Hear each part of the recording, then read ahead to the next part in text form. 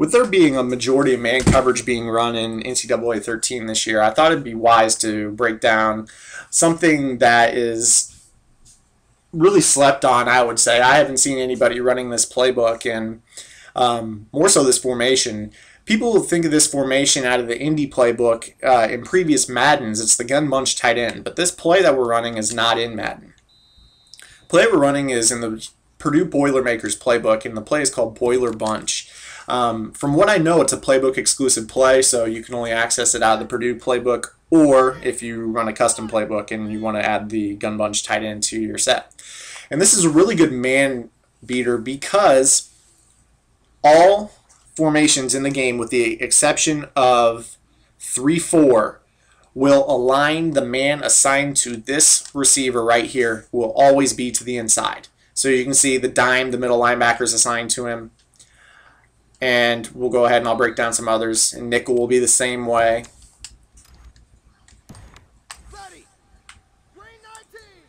Quarters, actually, no man will assign to him if you run man coverage. You'll see the quarters glitches out against it. Nobody is assigned to him. The man that should be isn't a spy. The only formations that will put a man in a decent spot over the route are the 3-4 formation,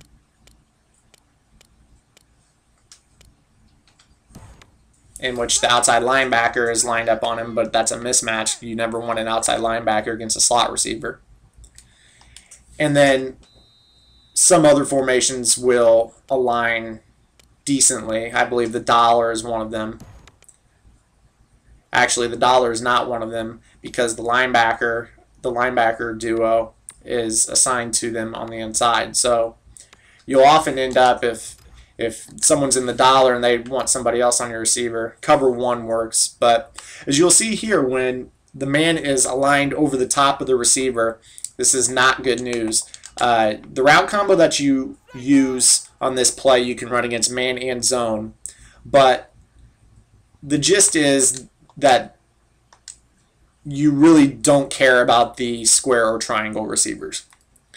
The route that Circle Edison is on is very, very good. It beats man in two different places within the route, and that's because the route has 3 cuts. It's a trail route that whips to the outside and then releases back over the middle after that. So really it's something that's very difficult for the man to defend. So as you can see here, the man defending the circle receiver plays it well, but then just gets torched back over the middle. And that's an issue. The guy is lined up directly over him, but just doesn't defend him. So let's go back to a cover 2 look, and we'll see, we'll even flip it so the near side linebacker is the one guarding him, but he's still to the inside. And what happens in most cases, if you know your opponent's running man coverage, you can hike throw this ball, and the man will be so far out of position that you can just throw it to the outside and pick up pretty good yards down the seam. So as you can see here, we just throw the ball, and the linebacker can't get over and make a play on it. It looks like he can, but really isn't the case. We have to wait because NCAA won't let you audible twice in a certain amount of time. And you can just throw it, and yeah, sometimes that's about as good as the D can play it in that case. If you know your opponent is running only man coverage, and there's nobody aligned over the top of him, just know that you will have a hike throw to the outside.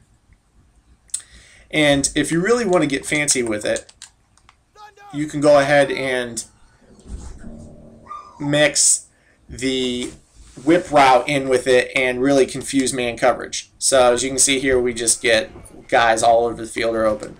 You have the triangle receiver and the circle receiver open on their routes here. As we go to the top-down view, you can see the guy on the whip breaks to the sideline and he's wide open.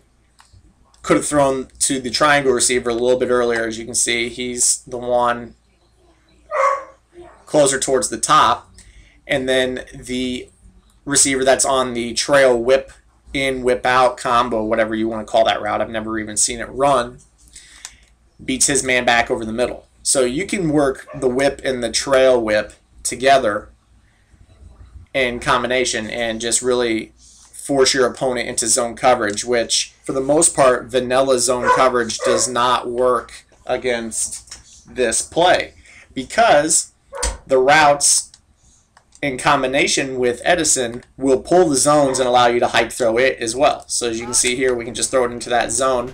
Yeah, you may take a hit, but just know that the route doesn't get jumped. That was cover 3. Here's a cover 2. And they're just out of position. And the reason is you have this drive concept, driving all the underneath zones and developing for the underneath stuff. So this is a really, really good play in a sense that you cannot run man coverage against it because you will either get hike thrown to the outside or the route will develop back over the middle if you have somebody aligned directly over the top of them. But then you also cannot run a vanilla zone coverage. The only way that I would say that you can put a stop to somebody running this play and hike throwing it would be to run a zone-based coverage and dropping a defensive lineman off of the line of scrimmage. So as you can see here, we put the defensive lineman in a hook zone on the end, and he should be able to get a hand on it, but he doesn't. So we'll experiment. I believe a zone like this will put a stop to it. Here we just put him in a buzz zone, and he should drop directly into the path of it, and he does. So the only real way that you can defend this is to run zone and manually defend the route yourself, which leaves you open deep up, over the top, or you run man coverage with a defensive end dropping into a buzz zone. So those are the real options you have. The last thing I want to break down before I end this video is that this route is something that I like to run is a motion and hike throw over the middle. The reason I like this is we can actually compare the two routes here. Notice how Ross is on a drag. The drag as it releases back over the middle in this game, the route breaks upfield at a 45-degree angle. So notice if we were to snap the ball right here, he would break back over the middle at a 45-degree angle. Edison's route is flatter. You can tell that pretty easily. It's more of like a 25 or 30-degree angle, which allows us to create separation on the hike throw over the middle. He's not going as far upfield. And I actually got a bad snap there, but we'll go ahead and just take the sack, and I'll show you again. Against man coverage, you can hike throw this ball back over the middle. So we go ahead and motion Edison back over to the right, and then you just hike throw it. And it's not allowing me to throw it. See if I'm having issues with the snap here.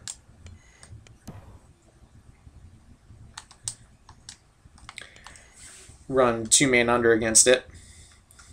And you'll see Edison breaks a little bit flatter. If we can get the throw off, you'll notice. There it is. You just throw the ball back over the middle, and the route is so flat that it creates better separation than the drag does. So I prefer this as a hike throw over the middle compared to the drag. So go ahead and take this play into the lab. It's the Boiler Bunch out of the Gun Bunch tight end in the Purdue Boilermakers playbook. You can also add it to a custom playbook if you prefer to run one of those. I have not seen it in any other playbooks, so if it is in another playbook, feel free to drop a line and let everyone else know who's watching this video, so that way they can look at it out of other playbooks as well if they don't prefer the Purdue Boilermakers playbook.